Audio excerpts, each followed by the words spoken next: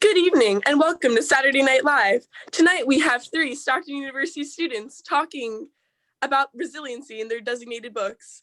First off, let us start with the book You're More Powerful Than You Think, and why this shows the most resiliency. Here through this book, the ability to overcome the odds in times of difficulty is demonstrated by Roberto Mostas in The Four Amigos when they created the El Centro de la Raza, which was a rundown school that turned into a political powerhouse for minorities in the Seattle community. If I can tell you about overcoming obstacles, this is one. Roberto, my man, was born into poverty, became a migrant worker at 14, and worked his way up to a teaching job in Seattle.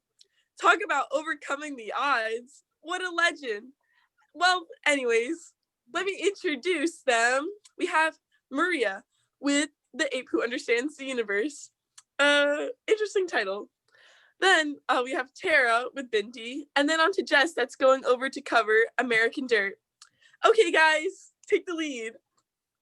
Well, Jimmy, my book, The Ape Who Understood the Universe, is quite the example of resiliency. The book is talking about human nature and all that we've overcame as a species with the help of evolution. Our whole species has grown so much since the beginning of time, one example being how we choose our life partners. We no longer have to impress a female creature with our ability to provide for them and their potential children. Now dating is more about if you love one another and care for one another. It's much more complicated and complex.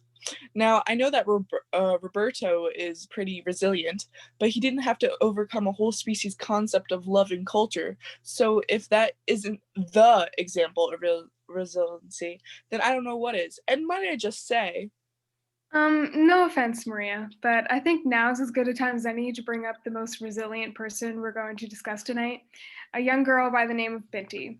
She, despite everyone else before her, decided to leave the safety and comfort of her own planet to go to Earth to further her education. Binti knew that leaving put her relationship with her family at risk, but she forged on because she knew that she was destined for great things.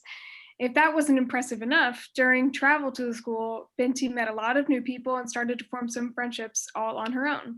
She was very different, both physically and mentally, than the other people on the board, but she blended in well. Now, everyone listen close. There was an attack on the ship by mortal enemies who viciously slaughtered all of Binti's new friends in one foul swoop. But did Binti give up? Did she call it quits? No.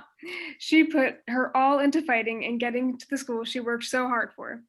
In the end, all was worked out, and that was all due to Binti. So sure, your people were, I guess, kind of resilient, but they didn't endure and overcome the obstacles that Binti did, and there's no way you can convince me otherwise. Whoa, hold up, guys. If you truly think that's resiliency, that's embarrassing.